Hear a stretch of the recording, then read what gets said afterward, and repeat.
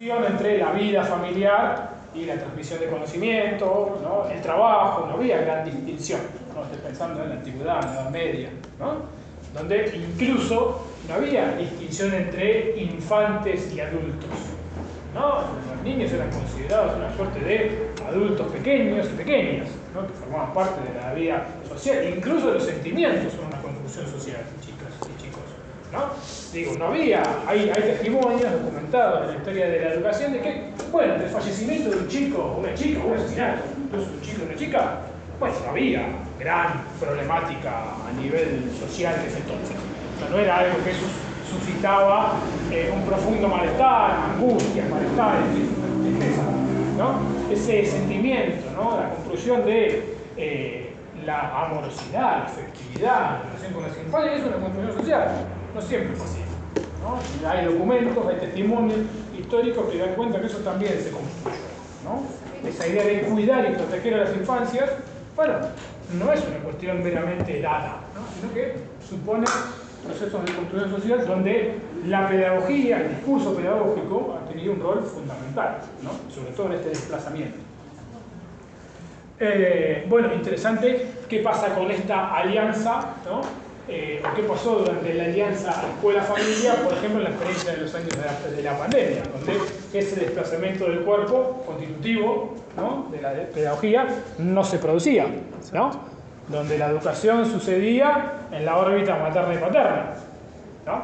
Es decir, esa escuela virtualizada o forzosamente virtualizada sucedía en los hogares, ¿no? Sí. Bueno, ¿y qué pasa con todo eso, ¿no? ¿Qué pasa con los cuerpos que no están en las escuelas? Hay allí educación, hablamos de qué educación. Bueno, toda esa cuestión puso patas para arriba, ¿no? Por decirlo de alguna manera, la pedagogía en cuanto a su construcción histórica, es el desplazamiento, ¿no? Ese cuerpo, ¿no? El cuerpo de ustedes, mi cuerpo ahora que estamos aquí, ¿no? No estamos en la órbita ni familiar, ni paterna, ni materna, ni tampoco en nuestro espacio más bien personal, ¿no? No estamos en nuestros hogares, no estamos interpelados por aquellas situaciones de la vida cotidiana que se pueden dar, ¿no?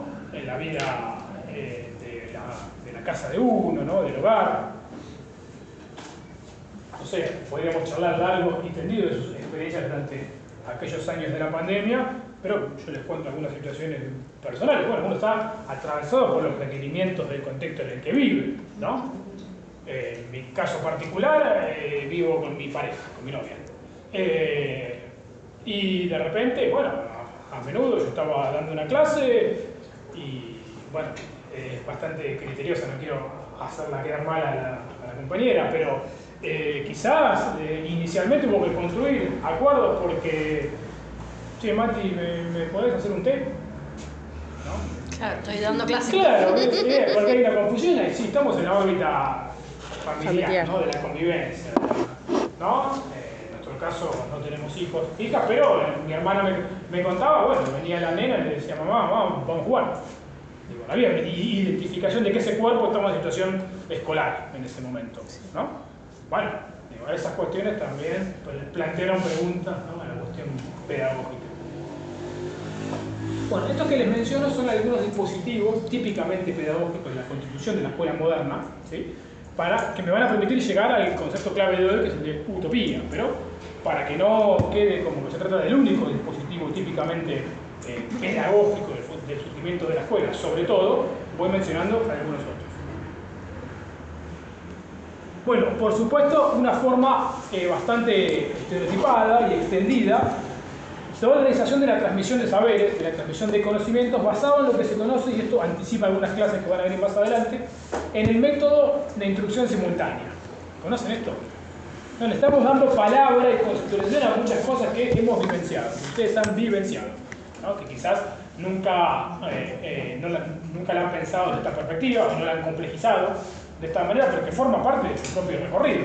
No estoy diciendo nada ajeno a su experiencia, ¿verdad? Sí, hasta ahora. He dicho algo que no han atravesado, que no han podido ver nunca ustedes en su trayectoria. Hasta ahora no, por lo menos, ¿no? Son todas cuestiones que quizás no las pensaron en esta clave, pero las han vivenciado, ¿no? Han sido parte de su experiencia en calidad de estudiantes, fundamentalmente, ¿no? Como docentes también. ¿Cómo? Como docente y también. como docente, quienes tienen experiencia docente, claro. Dar una claro clase sí. virtual Claro que sí. fue horrible. Fue complejo. Bueno, claro. Sí. Yo sigo dando algunas clases virtuales. Y también me planteo muchas preguntas. Por supuesto que no es lo mismo cuando hablamos de un nivel que de otro, ¿no? El viernes pasado y el sábado de la mañana tuve 2 clases virtuales, pero son personas adultas. Es distinto. Al principio, ¿no? Que no tenía, bueno, el pizarrón o la pizarra magnética, era escribir en una hoja, mostrarle a la cámara, era sí, son un montón complicado. De cosas, ¿no? Digo, sí. No mirarnos a los ojos, claro. no compartir un mate como estos excelentes que cada uno está compartiendo. Digo, hay muchas cuestiones que se dan allí que no suceden en la otra instancia. Ahora, esto no quiere decir, o al menos yo no me atrevería a decir tan tajantemente, que el otro no es educación, ¿no? Que si hay una pantalla, no hay presencia. Bueno, la presencia, digo, aquí están todos y todas quienes yo veo. Ahora bien, y acá los interpelo, ¿no? ¿Están aquí todos presentes en este momento? ¿O hay alguien que está pensando en qué va a comer a la noche? ¿No? ¿Qué va a hacer mañana que es feriado? Bueno, es muy probable que... Estudiar. Juega la selección. Mira, No, primero estudiar, deja joder. Claro. Estoy pensando vos, sí, perdón. Bueno, por eso, ¿no? Digo, no es que por estar aquí presente físicamente está garantizada su presencia cognitiva, atencionada, ¿no? Puedes ponerse en piloto, ¿no? Dejar la cara y te vas. Bueno, digo, esas cuestiones sabemos que existen.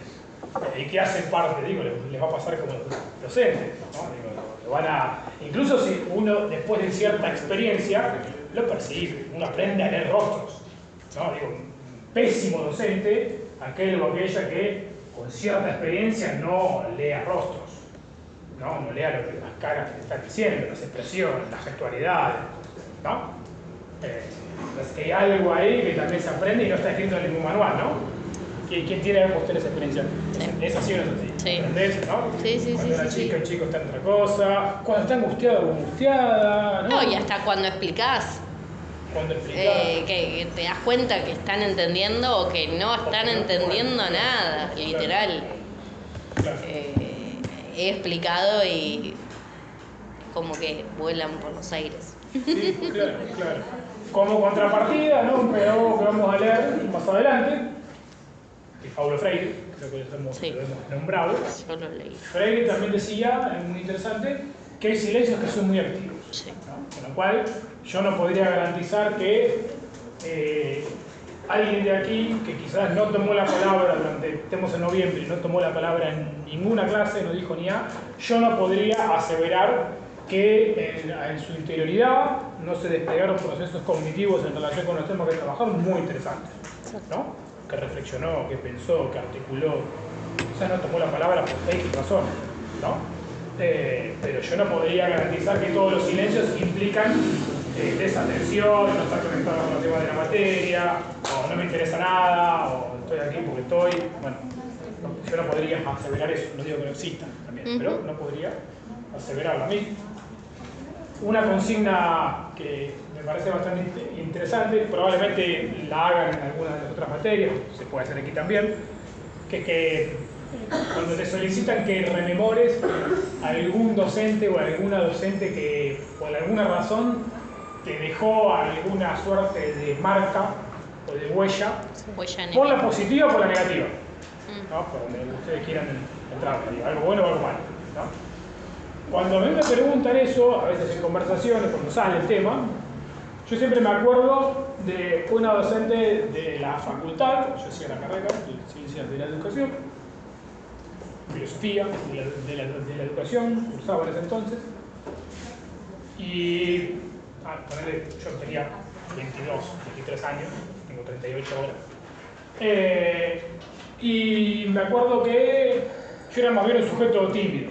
Ahora también lo soy en parte, pero uno va creciendo, ¿no? Y además desarrolla producto de lo que se dedica, ¿no? Básicamente, ¿a qué nos dedicamos quienes trabajamos en educación? A hablar y a escribir. Con lo cual, bueno, superé, ¿no?, cierta timidez inicial, pero yo era súper tímido en las clases, ¿de acuerdo? Pero era buen alumno, en general. Podía denominarse como medio ñoño también, ¿no? ser sincero con ustedes, pero me acuerdo que llega la instancia del examen parcial con esa docente en esa materia, yo lo rindo, me saco un 10. Bien. Última clase, a modo de evaluación y comentario final, asisto y la profesora dice, bueno, aquí yo tengo que hacer un comentario, ¿no? Porque Matías, ¿qué pasa? Bueno, Matías se llevó muchísimo de nosotros y de nosotras, pero él no nos dio nada, ¿no? Yo no había abierto la boca toda la clase, fundamentalmente en mi caso por una característica más de personalidad de timidez, al menos en ese entonces. No había hablado, no había levantado la mano, no había dicho ningún aporte a lo largo de toda la cursada. Entonces me interpeló diciéndome, bueno, vos te llevas un montón de cosas acá, me quedó claro por el parcial, ¿no? Pero vos no nos diste nada. Bueno, ahí me dejó regulando esa pregunta que me planteó, o esa interpelación. Bueno, con lo cual estos silencios también habilitan, ¿no? Preguntas que, bueno, a mí me sirvió eso que me dijo, pero no es que después de eso empecé a... Ahora no, pero bueno, no es que tampoco que pasé a ser muy verborrágico ahí, ni mucho menos, pero bueno, me quedó picando, ¿no? Cuando le dice algo, cuando escucha algo que le hace, sí, ruido, que lo toma, ¿no? Porque tampoco es que me lo dijo a título... claro, no fue sancionarme o de... aparte, tampoco me cayó mal que lo digas adelante del conjunto de los estudiantes, estábamos allí en esa clase. Bueno, más bien una observación. Sí, me dejó pensando, bueno, flaco, vos te llevas un montón de cosas y no nos diste nada. Me bardeó un poquito también. Fue una crítica constructiva. Claro. Bueno, una forma de criticar constructiva. Sí, me dejó pensando. Entonces, hay silencios allí que son... Igual todos en algún punto somos un poco tímidos en ciertas cosas. Puede ser, sí, claro. Depende... aspectos de la vida. Sí, obvio. Sí. Cuando entras a un aula por primera vez, que sos la docente, y al principio como que te da cosita. Sí. Hasta que, bueno, empezás a dar clase y te van conociendo y demás. El primer día en ir y dar clase, Claro. te agarra el cuí, ¿viste? Todo el mundo. A mí por lo menos, cuando tomé el año pasado una clase para fines, fue mi primera clase con más de 5 alumnos a la vez. Y estaba re nerviosa, me trababa un montón, a pesar de que hacía muchísimos años que daba clase, pero ahora mismo estar al frente de mi casa con 5 chicos, que 18 adultos, y estaba muy nerviosa, o sea, no sabía ni cómo empezar, me temblaba la voz, me temblaba el cuerpo, claro. Me hacía difícil hasta escribir. Y ya después, en la siguiente clase, más bien en la tercera, ya es como yo estaba un poco más cómoda. Y ya, bueno, fin de año ya estaba resuelta, ya era otra cosa. Sí, ya estaba, me volvía ya sola. Fue una linda experiencia, una linda primera experiencia en un aula. Y aparte lo lindo de todo es que no solamente yo estaba nerviosa, sino que todos estaban nerviosos. Claro, por eso se transmite además, ¿no? No, porque era la primera vez que iban a tener una materia así. Eran gente que venían recién a aprender a escribir y leer, eran gente que estaban recién alfabetizadas, eran alfabetas. Estaban descubriendo el mundo en su sentido simbólico. Me tengo que ir. Adiós. Sí, ellos pensaron que la materia conmigo iba a ser difícil, que no iban a aprender nada, que no iban a poder hacer nada conmigo. Y como que tomaron, como que pensaron que yo iba a ser alguien muy estricto, porque claro, era toda gente grande que habían conocido la escuela de otra forma, pero hace tiempo.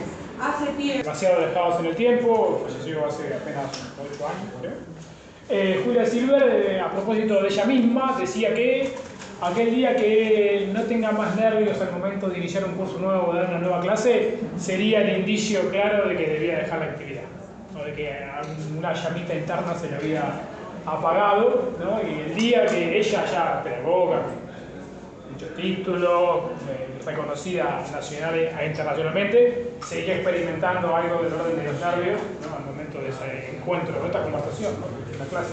Al fin y al cabo, una clase es una conversación, ¿no? Ella decía esto, ¿no? Ese nervio constitutivo, ¿no? Del acto pedagógico, ¿no? Bueno, yo les decía que otro de los componentes clave, avanzo un poquito más, ha sido este formato basado en el método de instrucción simultánea, que es este que vivenciamos aquí, en esta aula. La instrucción simultánea es enseñar todo a todos al mismo tiempo, ¿no?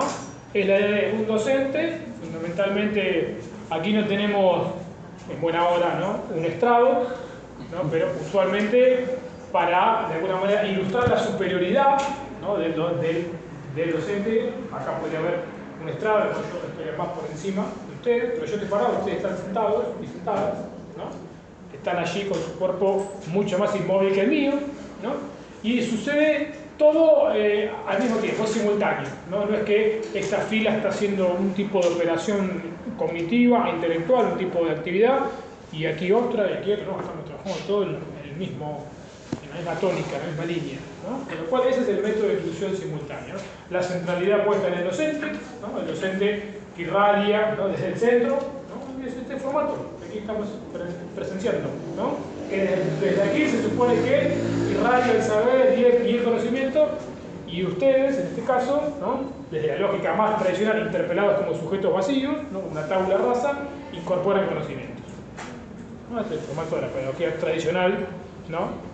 Más clásica, por así decirlo. Bueno, ese método ha encontrado disputas, ¿no? y ha habido resistencia, ¿no? Porque se conoce, o ha existido lo que se conoce como el método de instrucción mutua, ¿no? Vamos a verlo eso más adelante, hoy dejo los títulos, pero vamos a ver que este no fue el único formato. Sí vamos a ver por qué triunfó este formato, ¿no? Para la transmisión de los saberes, en detrimento de otros. Eso lo vamos a ver, ¿no? Vamos a tejer algunos argumentos que la pedagogía ha pensado para dar cuenta de eso, ¿no? Bueno, entonces un solo docente, digo, aquí eso también, piénsenlo, ¿por qué no somos 2 o 3? ¿No sería incluso más razonable para la cantidad que ustedes son? 2 o 3 docentes, aquí docentes, ¿no?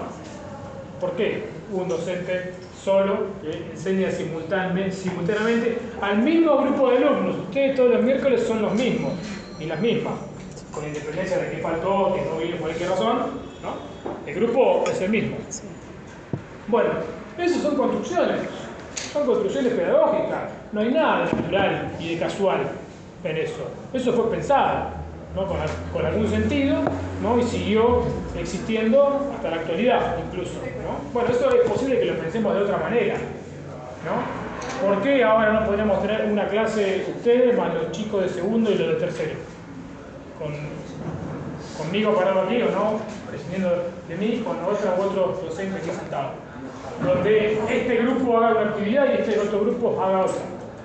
Podría suceder, ¿no? Pero nos cuesta pensarlo, ¿no? No sucede tan a menudo, ¿o no? ¿No? ¿Ustedes lo han pensado eso alguna vez? ¿No? En la escuela graduada, por ejemplo. ¿Pensaron alguna vez? ¿No? ¿Por qué en la escuela se organiza todo en base a chicos y chicas que tienen más o menos la misma edad? ¿Lo pensaron alguna vez? ¿Han problematizado esas cuestiones? ¿Por qué? ¿Ya está? ¿Por qué en primer año están chicos y chicas de 6, 7 años? Por el nivel cognitivo que en promedio bueno, hay razones de psicología evolutiva. En promedio, o sea, claro. No todos los chicos de 6 años captan lo mismo al mismo tiempo o tienen las mismas percepciones. Entonces, más o menos se organiza para que casi todos puedan acceder al conocimiento que el maestro, el profesor dé. Bueno, por eso, ¿no? Eso es una hipótesis válida. La psicología evolutiva también hay otra línea, ¿no? Que plantea que uno aprende a partir de las interacciones con las y los demás, ¿no? Y en el caso de tener estudiantes más avanzados que otras, hace que eso y esas estudiantes contribuyan al aprendizaje de los más chicos y las más chicas. Esto sucede en las escuelas plurigrado. ¿Saben qué es eso? ¿No? El sistema educativo de la provincia de Buenos Aires tiene escuelas, fundamentalmente escuelas rurales, que se llaman escuelas plurigrado, que a veces son 4, 5 o hasta escuelas de un único estudiante. Piensen en el amplio territorio de la provincia, zonas rurales, alejadas, ¿no? Donde no hay allí una distribución etaria, ¿no? Un docente o una docente le enseña a su grupo que hay chicos que tienen 8 años, 12, 13, 7, ¿no? Bueno, hay experiencias de ese tipo de escuelas no graduadas, hoy, actualmente digo, sí. ¿no? Las conocidas como las... ¿Cómo? Plurigrados o no graduadas, si vos querés, no graduadas en términos etarios. Vamos por ahí. Gracias. Interesante, digo, pensar eso, les voy a dar para leer algún material sobre esas experiencias, ¿no? Entonces, imagínense ustedes enseñando matemática a un grupo de estudiantes que tienen pibes de distintos edades, 8, 10, 12, distintos, ¿no? ¿Cómo encarnan el trabajo pedagógico para enseñar matemática con esos chicos y esas chicas, ¿no? Bueno, es una gran pregunta. Fundamentalmente se echa mano a estrategias distintas que implican que los estudiantes más avanzados de alguna manera colaboren con el aprendizaje de los más chicos y las más chicas, pero esto no es lineal, porque hay veces que un pibe de 8 o 9 años tiene una mejor formación o trae una mejor formación que el de 12. Puede pasar, Sí. ¿o no? Digo, no es automático, es una cuestión etaria. Con lo cual ahí la salida que reproduce el patrón escolar es dividir el pizarrón en 3 partes. Entonces yo le doy clase acá a los de 8 9, acá a la de 10 11, pero ahí no hay encuentro pedagógico. Eso es hacer lo mismo, solamente que en un aula con pibes de diferente edad, ¿no? Eso es reproducir la lógica graduada. Pero hay experiencias, ¿no?, donde la profe o el profe echa mano a estrategias que implica abordar el conocimiento, por supuesto respetando los procesos de aprendizaje y los procesos evolutivos distintos, pero donde las actividades impliquen que participen cognitivamente, digo, tanto los chicos y las chicas más chicos como los más grandes, y los más grandes pueden ayudar y contribuir. A su vez, las más grandes mejoran producto de que explicarle o hacer más asequible un conocimiento a un chico más chico contribuye a que vos desarrolles mejor tu propia capacidad de comunicación,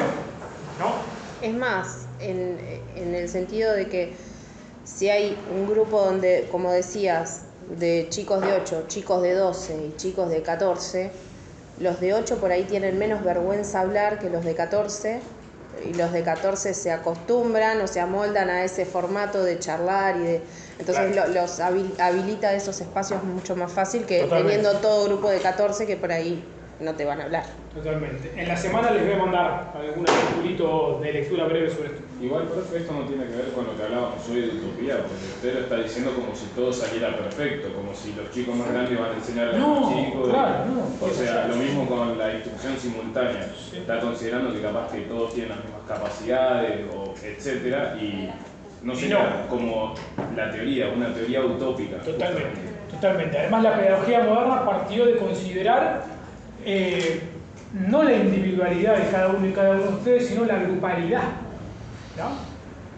En la lógica de la instrucción simultánea, a mí, como educador, no estoy tan interesado por la singularidad de cada uno y cada uno de ustedes, sino lo que me interesa es el grupo. Yo le hablo al grupo, no le hablo a Raúl, a la compañera, a Diana, ¿no? Yo les hablo de la grupalidad de esta lógica. No estoy diciendo que eso es lo que haya que hacer, ¿no? Entiéndame, es lo que la pedagogía moderna construyó como la pedagogía más hegemónica, ¿no? Discursos posteriores plantearon que es preciso reconocer la singularidad, la individualidad, de que no todos aprenden al mismo tiempo, ¿no? Y que ustedes traen aquí un montón de situaciones, de saberes, de experiencias, que están atravesados por un montón de cuestiones. Bueno, la pedagogía fue avanzando, pero la marca moderna o la matriz moderna establece eso, ¿no? Utilizando también tecnologías panópticas, refiere a la idea del panóptico. Michel Foucault, filósofo, vamos a trabajar, planteó esta idea de la escuela como un dispositivo de disciplinamiento, ¿no?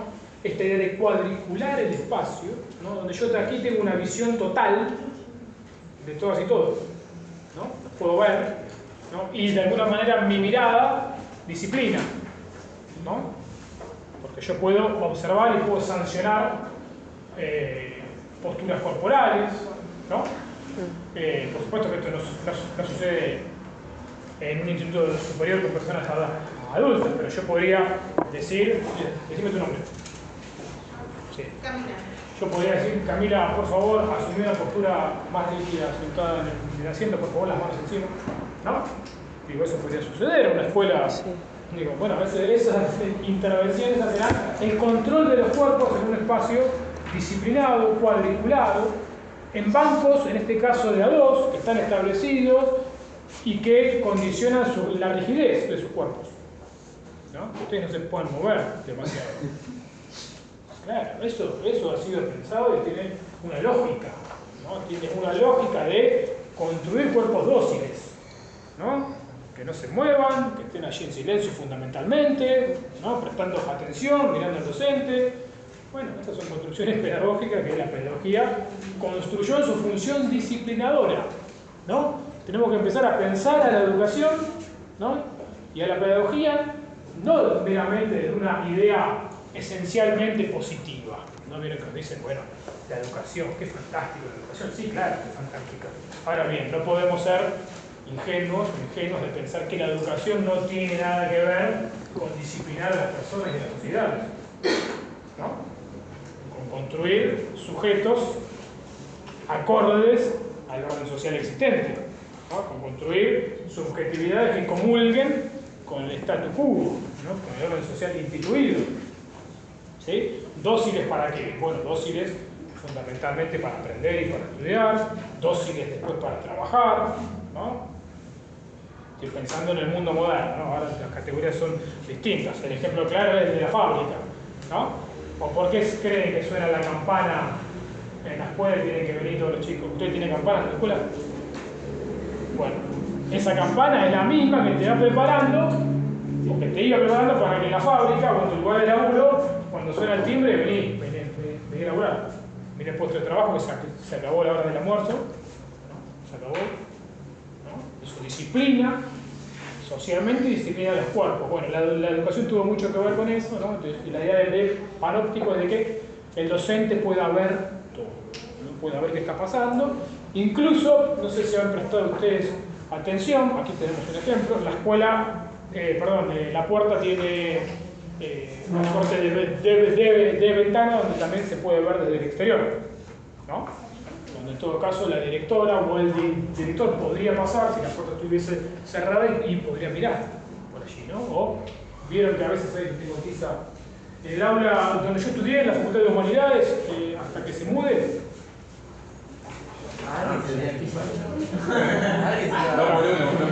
No por uno. No, y encima para escribir esta pavada. Veo las puertas que tienen lo que se conoce como un ojo de buey. Sí. ¿No? Para ver, bueno, eso, ¿qué creen? ¿Que es meramente estético? No. No. Eso tiene que ver con una disposición a mirar, ¿no? A la mirada de las y los demás para disciplinar, ¿no? Para ver. El ejemplo claro es el de las cárceles. No sé si habrán visto eso que está, no sé cómo se llama, bueno, es una suerte de panóptico donde está el celador o el agente del servicio penitenciario que desde arriba todo lo mira. No sé si lo vieron alguna vez. Que mira el patio. Hay una película. Bueno. De los presos. Que eran presos por ser desertores o algo así.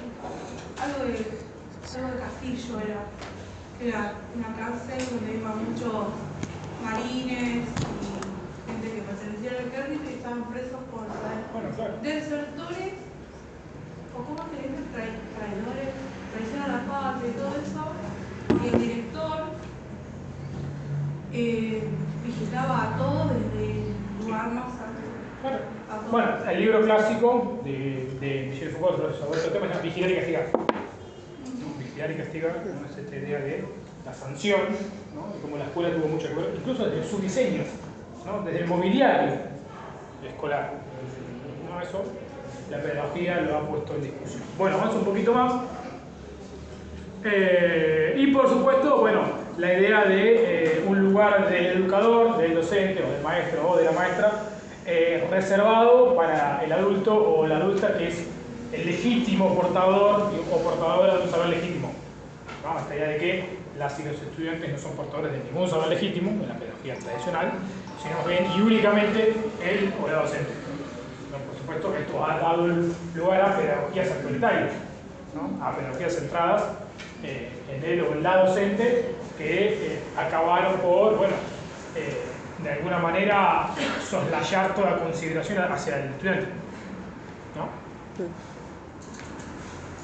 Bien, pero otro de los dispositivos, y ahora sí voy al corazón de lo que quería charlar con ustedes, ya son las 9 de la noche, es de las utopías, ¿sí? Bueno, yo les quería contar que la función que cumplen las utopías educativas tiene que ver con delimitar grandes finalidades, ¿sí? Las utopías son grandes finalidades que guían el orden de las prácticas, ¿no? Las utopías que tenemos y que la educación tiene guían las prácticas educativas o las prácticas de enseñanza que se llevan a cabo, ¿no? Es decir, conforme a ciertas finalidades, bueno, se siguen ciertas y determinadas prácticas que legitiman las propuestas, ¿no? Ciertas prácticas que tienden a legitimar aquellas utopías y utopías que a su vez legitiman estas propuestas. Eso sucede ya desde la obra de Comenio. Yo creo que lo mencioné, ustedes me contaban en otra materia también, lo están viendo, Jean Amos Comenio, ¿no? Siglo XVII, la dialéctica magna. Sí, solamente la frase principal.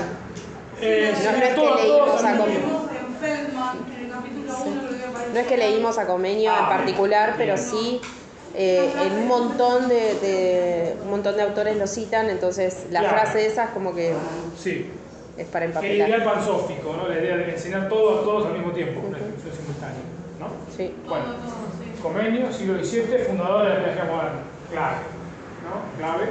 Él establecía ya esta dimensión utópica de la educación, ¿no? Esto de delimitar grandes finalidades, ¿sí? Esto ya está presente en la obra de Comenio, y hay dos dimensiones que yo les quería contar en la formulación de las utopías.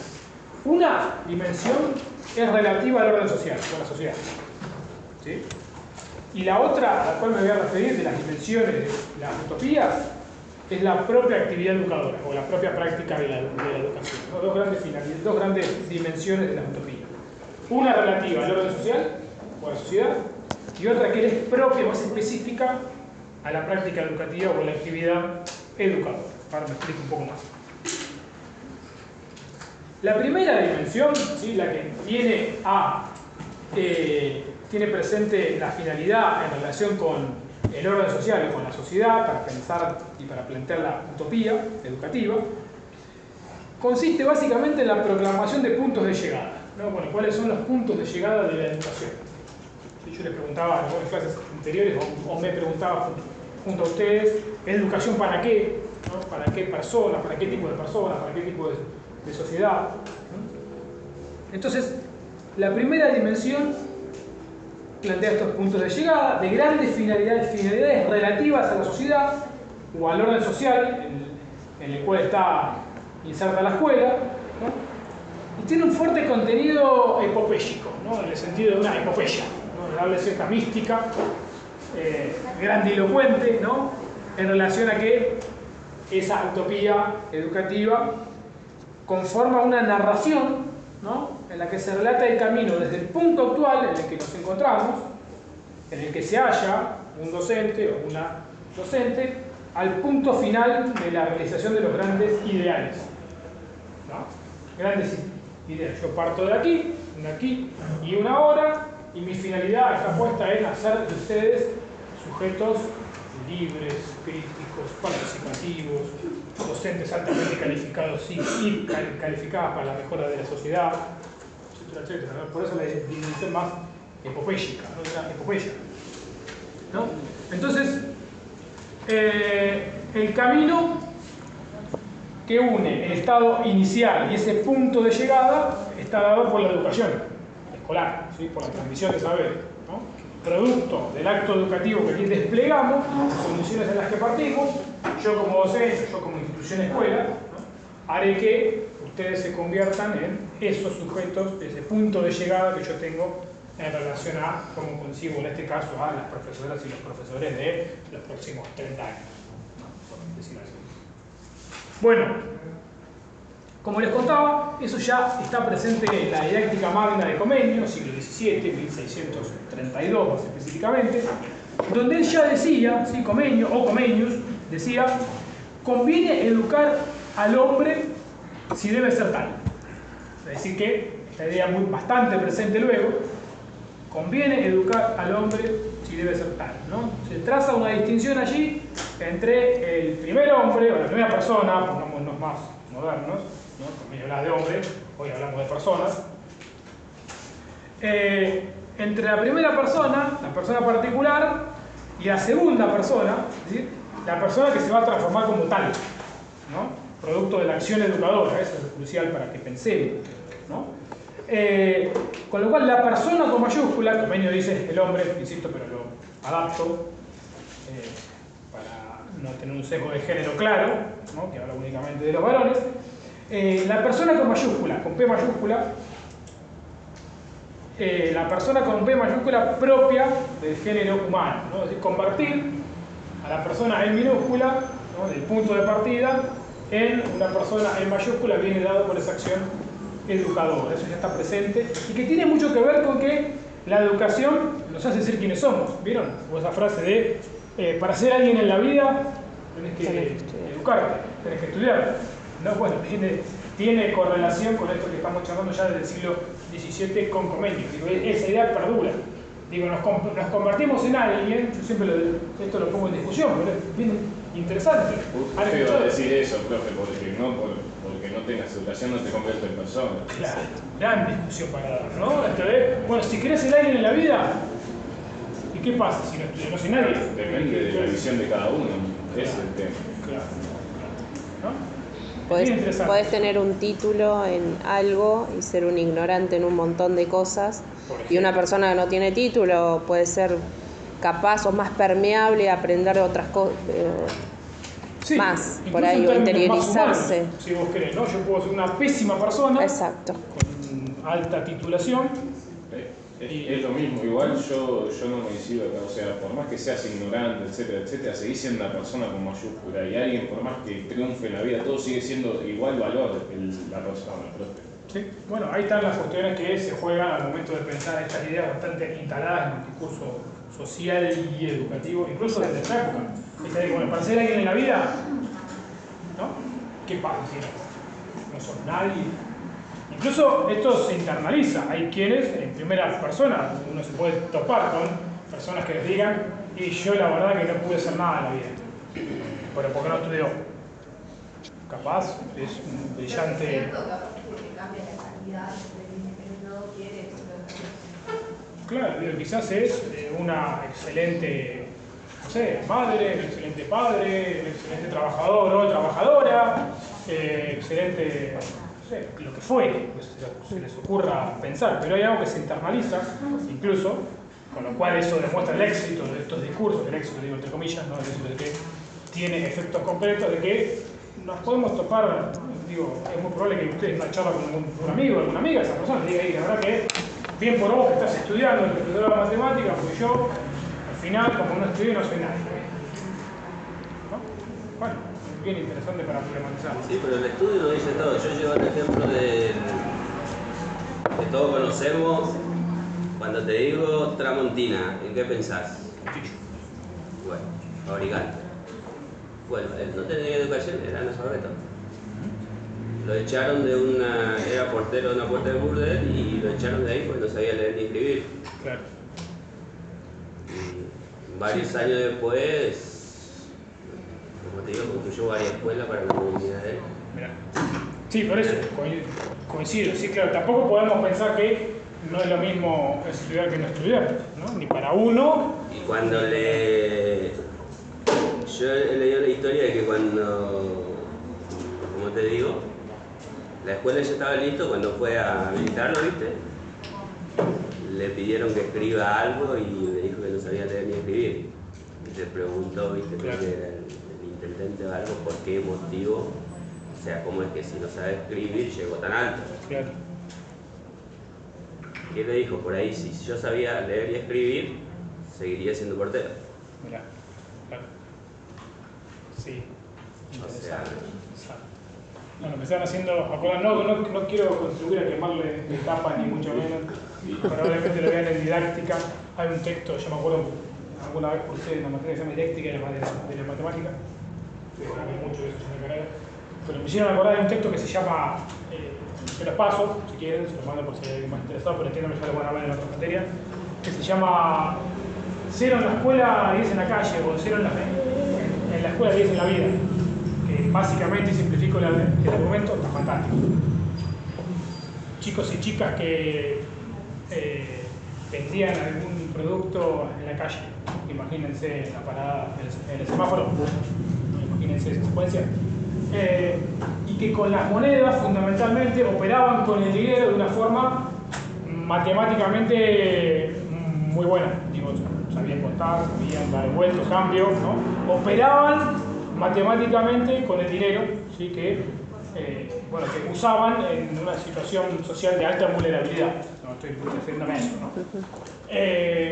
Esos mismos chicos y esas mismas chicas en la escuela, en matemática, decía pésimo, pero operaban con el dinero mucho mejor que cualquier chico y chica que capaz tenía excelentes notas en matemática, en la matemática escolar. Claro. Entonces simplifico el argumento, ¿no? Pero Sí. 10 en la calle, 0 en la escuela, o 10 en la vida, con lo cual la escuela es una gran pregunta, la pedagogía es una gran pregunta, ¿no? Igual, profe, acá, esto yo lo hago por deducción igual, que lo que tiene que ver con el autor de Persona de Educación y pasa a ser persona, yo lo veo también por el lado, por ejemplo, de la felicidad.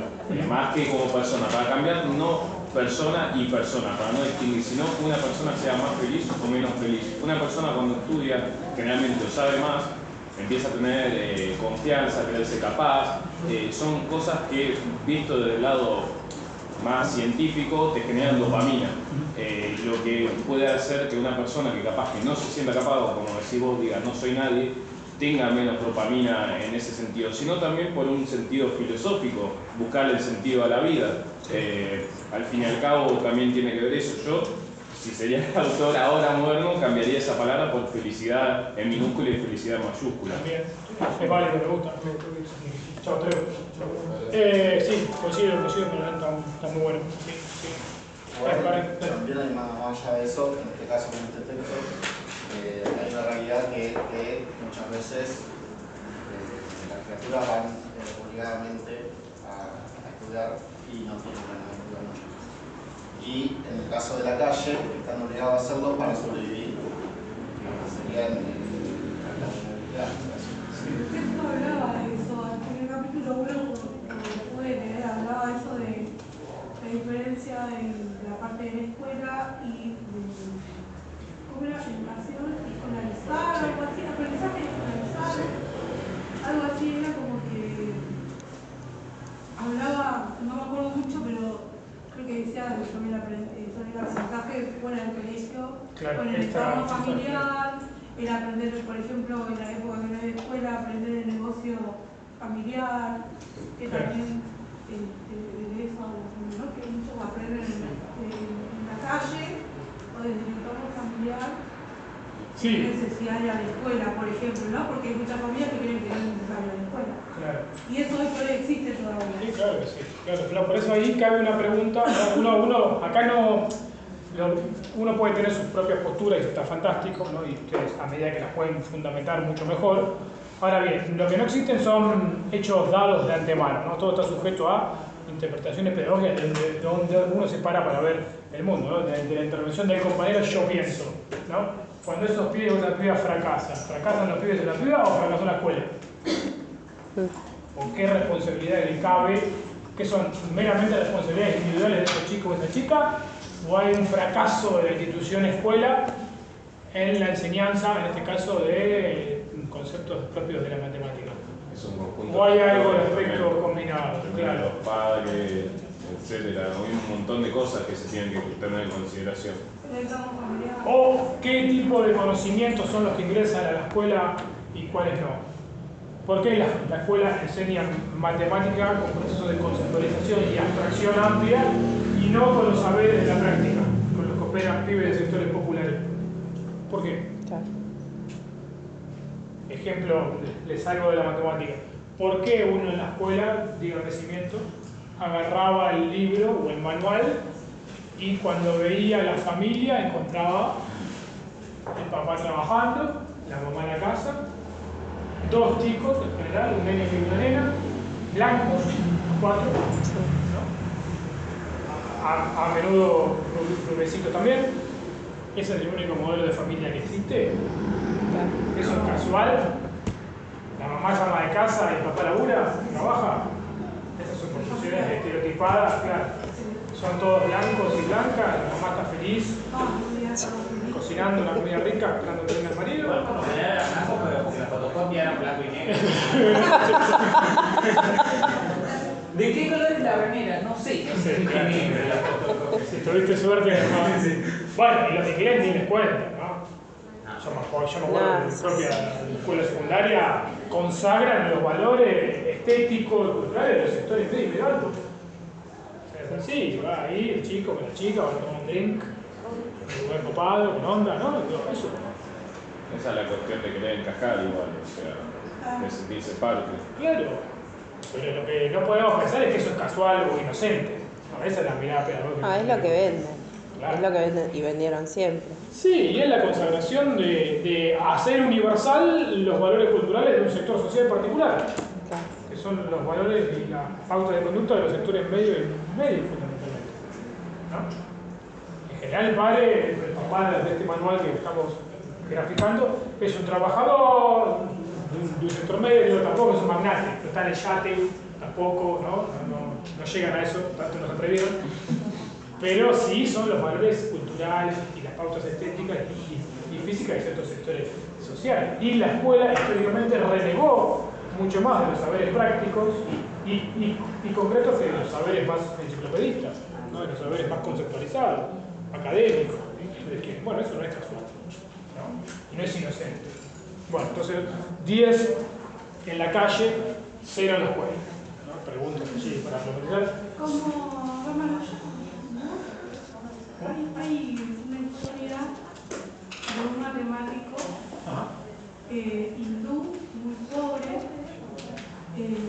Sobre esas cuestiones trataremos de hacer equilibrio entre las distintas posturas y pensar, bueno, en clave de que la educación o podamos verla como una gran reproductora de las desigualdades, pero también, ¿no?, algo del orden de la posibilidad, ¿sí? Algo del orden de pensar que con la educación se pueden transformar singularidades, se pueden transformar personas y también comunidades, estados, ¿no?, países y demás, si no, poco tendría sentido nuestro trabajo, lo que hacer, ¿no? Nos tendría más, ¿no?, apagar las luces, cerramos las puertas y nos vamos. Si uno no piensa que algo del funcionamiento del mundo no puede ser interrumpido a partir del acto educativo, ¿no? ¿Qué sentido tendría enseñar, ¿no? Bueno, dos ideas más en los 10 minutos que nos quedan. Entonces dice el convenio en esta línea: nadie puede creer que es un verdadero hombre, acá sí lo leo textual, nadie puede creer que es un verdadero hombre a no ser que haya aprendido a formar su hombre. Es decir, nadie puede creer que es un verdadero hombre a no ser que haya aprendido a formar su hombre, a formarse como tal, como hombre, dice el convenio. Es decir, que esté apto para todas aquellas cosas que hacen al hombre. No es un juego de palabras, pero da idea de que uno se convierte en hombre, de persona, estamos diciendo aquí nosotros, producto de esa acción educadora, ¿no? Que sale de su estado inicial, ustedes quieren preeducativo, ¿no?, a la instancia de formación que nos hace en tanto hombre, en tanto persona, ¿no? Bueno, a lo largo de distintos siglos, ¿sí?, bueno, ha variado el contenido de la formulación utópica y, por supuesto, varió el carácter genérico que se le asignó a la persona o al hombre, en este caso, como tal, pero todas las pedagogías, desde entonces, miren ustedes, esto que interesante, han coincidido en que educar es educar a una persona para una finalidad totalizadora, ¿sí? Que se construye a partir de sus repercusiones sociales, es decir, a partir de las repercusiones sociales que vamos a producir, producto de formar, en este caso, docentes, profesoras y profesoras, ¿no? ¿Cuál va a ser la repercusión social de ese proceso de formación? Bueno, la pedagogía moderna siempre tuvo una respuesta en esa mirada puesta en la sociedad, o en el orden social, ¿no? Construir estudiantes para una sociedad más libre, una sociedad más democrática, ¿no? Siempre pensando en la sociedad como ese punto de llegada, ¿no? Desde entonces varió el contenido, pero el esquema es el mismo. Educar desde este enfoque de formar a una persona para una determinada sociedad, ¿no? Esa definición de qué sociedad y qué persona puede variar, pero el esquema es básicamente el mismo. Bueno, esto van a discutir muchos pedagogos y pedagogas acerca de qué persona y de qué sociedad, ¿sí? En eso van a discutir en el contenido, pero van a acordar, ¿sí? En que es preciso educar a la persona si ha de ser tal. Si ha de ser persona, hay que educarla, si no, no es persona. Puede variar el contenido de qué significa formar a una persona y para qué sociedad, pero el esquema básicamente es el mismo. Entonces, como les decía, esta utopía más en clave social o sociopolítica tiene un costado épico o de epopeya, como les decía, ¿no? En el que se narra cómo educar a las personas en función de la sociedad del futuro, ¿no? Educar por una sociedad más libre, más solidaria, más respetuosa del medio ambiente, ¿no? Son ustedes la referencia que quieran, ¿sí? Pero siempre puesta en la mirada de la sociedad, por una sociedad más igualitaria, con menos estereotipos, con menos prejuicios, ¿no? Más igualitaria en términos de relaciones de género, lo que fuere, ¿no? Pero siempre puesta la definición en su relación con la sociedad, ¿no? Pero también, además de esa arista o ese costado, esta utopía más social tiene un costado, como les contaba hace un ratito, disciplinador, ¿no? Porque la pedagogía va a determinar cuándo la educación se ejerce correctamente de acuerdo a esas utopías predeterminadas, ¿no? Digo, la educación va a ser, en ese sentido, crítica, va a decir cuándo las prácticas, los proyectos, las acciones resultan coherentes o no con esas finalidades, ¿no? Como yo, no, la verdad es que yo tengo estos niveles de violencia escolar, no estamos educando en la práctica concreta para una sociedad mucho menos violenta, ¿no? Y más solidaria y más respetuosa. Bueno, porque en lo concreto, los chicos y las chicas se matan a palos, se tratan mal, ¿no? Hay violencia, discriminación, hostigamiento, etcétera, etcétera, ¿no? Entonces, algo del orden de la práctica invalida la utopía de una sociedad más respetuosa, ¿no? Más igualitaria, con menos niveles de violencia, más pacífica, ¿no? Entonces, clave esto de disciplinador porque se mira con ese ojo, ¿no? ¿Qué pasa en la realidad de esa perspectiva? Bueno, eso produce, esta utopía puesta en la sociedad, nos produce como docentes una permanente sensación de disconformidad, ¿no? Un poco por lo que decía hoy Raúl, porque hacer ideal, el choque con la realidad nos genera disconformidad, ¿no? Bueno, queremos esto, vamos hacia acá, pero no nos sale, ¿no? La realidad nos vuelve como a modo de cachetazo casi, que esto no sucede, estamos insatisfechos, genera insatisfacción. ¿Por qué? Bueno, porque todo esto que vemos hoy es apenas una sombra, ¿sí? Con ninguna forma en relación con la escuela que va a venir, ¿no? Esto que hoy sucede es algo meramente transitorio, ¿sí? En relación con aquello que va a venir, una sombra de aquello que va a venir. Por eso la utopía está atravesada por un fuerte malestar respecto del mundo en el que se vive, ¿no? De la realidad en la que se vive, ¿no? Nos molesta, y nuestra posición como docentes, ¿sí? Se dibuja a partir de una lucha eterna, ¿no? casi eterna, para lograr la plenitud de esa realización utópica, ¿no? De esa utopía, porque vamos hacia allá, a pesar de que la realidad, ¿no? Nos muestre su cara más brutal. Entonces, la utopía conforma una crítica permanente, estamos en estado de crítica permanente, y por lo tanto eso genera, bueno, que nos rebelemos, ¿no? y que a su vez experimentemos malestar en función con la que la realidad escolar es, más allá de las utopías, ¿no? Bueno, les presento esta idea y ya cerramos. La segunda dimensión, yo les hablé de dos dimensiones de las finalidades utópicas, ¿sí? La segunda ya no tiene que ver con el tejido social, con el orden social, con esta función más sociopolítica de la utopía, sino que se corresponde con la utopía metodológica. No es propia de la acción educadora porque es metodológica. ¿En qué sentido? Bueno, en el sentido de esa pretensión pedagógica de terminar con la incertidumbre del proceso educativo, ¿no? De que la educación no sea algo del orden de lo imprevisto, de lo espontáneo, sino que sea fuertemente metodológica, ¿no? Fuertemente orientada por el método, ¿no? Entonces, se trata de reducir todo a la razón pedagógica, ¿no? Esta idea de que la voluntad racional de las y los docentes, bueno, va a ser capaz de eliminar el azar, ¿sí? La imprevisión, las incertezas o la indisciplina, ¿por medio de qué? De los métodos didácticos, ¿no? La utopía está puesta en la metodología, en el método didáctico, porque eso va a aislar la falta de previsión, ¿no? La indisciplina, la incertidumbre, ¿sí? Eso va a ser crucial. Decía Comenius ya en el siglo XVII, miren, no requiere otra cosa el arte de enseñar que una ingeniosa disposición del tiempo, los objetos y el método. Si podemos conseguirla, no será difícil enseñar toda la juventud escolar, cualquiera que sea su número. Comenius dice, es crucial el método, ¿no? El método didáctico es central para la acción educadora. La utopía está puesto en esta cuestión racional del arreglo al método. Bueno, con lo cual, las historias de los métodos didácticos en el campo educativo constituyen una interminable sucesión de descripciones finales. ¿Vieron? Cada vez que aparece un método nuevo, o surge un método, entre comillas, nuevo, se considera que es el último, ¿no? Que ya nada va a venir después, y a su vez se lo considera como superador de todo lo anterior, ¿no? Todo lo anterior, no hay nada que preservar, ¿no? Está mal, es un desastre. Lo nuevo sí trae la verdad revelada. Eso funciona mucho en educación, ¿no?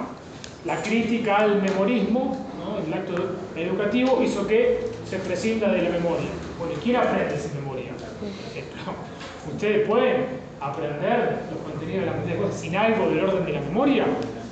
Bueno, no, entonces es mucho más complejo que eso. Entonces, esta cuestión de la utopía puesto en el método ha sido crucial en el sentido de un proceso de enseñanza perfecto, planificado y ejecutable de acuerdo a la voluntad de las y los educadores, ¿no? La utopía puesta en esta dimensión metodológica, más tecnocrática, si ustedes quieren, y no tanto en lo social, ¿sí?